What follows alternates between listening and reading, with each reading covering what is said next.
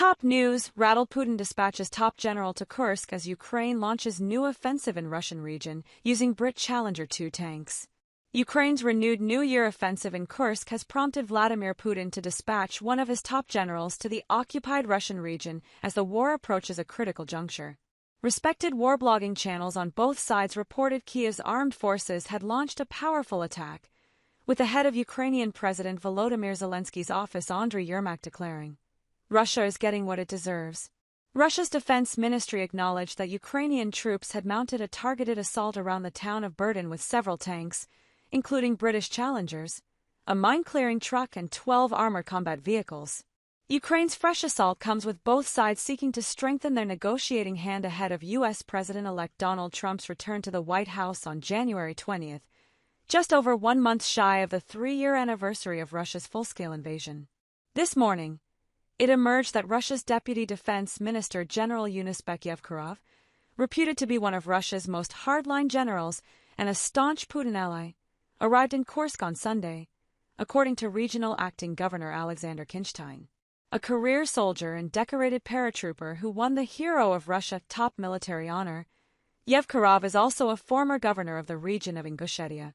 His participation in numerous conflicts as a paratrooper coupled with experience of negotiation and political maneuvering as a noted governor marked him out as a wily, ruthless operator.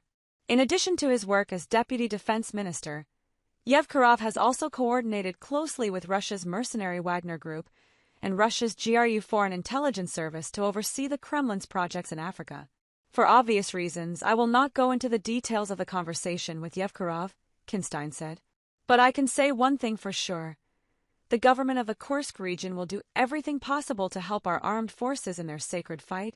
Trump's arrival in the Oval Office is widely expected to precipitate a push for a ceasefire, with the soon-to-be president and key members of his staff having alluded to a plan to strong-arm both sides into a peace deal.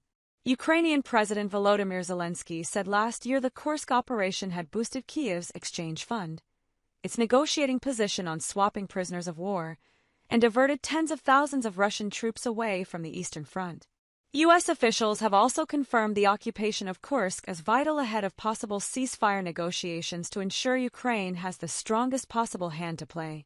Outgoing Secretary of State Antony Blinken told reporters in Seoul this morning, "Their position in Kursk is an important one because certainly it's something that would factor in any negotiation that may come about in the coming year. But Ukraine's offensive in Kursk has not deterred Moscow's troops from grinding ever further west." Russia's defense ministry claimed this morning its forces had captured the town of Kurakov some 20 miles south of Pokrovsk, an important Ukrainian logistics hub towards which Russia has been advancing for months. Meanwhile, in an interview with Russian-born U.S. podcaster and scientist Lex Friedman released Sunday, Zelensky underlined the key role Trump would play in bringing about negotiations. "Trump and I will come to an agreement and offer strong security guarantees, together with Europe, and then we can talk to the Russians," Zelensky said, according to the published translation of the interview held in Kiev over the New Year. "We and Trump come first, and Europe will support Ukraine's position," he added. Trump, he said, has enough power to pressure Putin. The Ukrainian president also used the 3-hour interview published on YouTube to call for Ukraine's NATO membership, emphasizing his belief that a ceasefire without security guarantees for Kiev would merely give Russia time to rearm for a new attack. "Without the United States, security guarantees are not possible. I mean these security guarantees that can prevent Russian aggression," he said, tacitly acknowledging that Kiev's European allies would be too weak militarily to manage on their own. Zelensky added that Trump had indicated when they spoke late last year that there would be an official Ukrainian visit to the United States soon after he takes office. "He told me on the phone that my visit would be one of his first.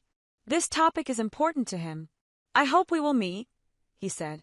The Ukrainian leader confirmed he would attend Trump's January 20th inauguration if he receives an official invitation. Ukraine launched its new counterattack in the early hours of Sunday morning, using British Challenger 2 tanks to push back Russian defenders, pro-Putin Russian sources.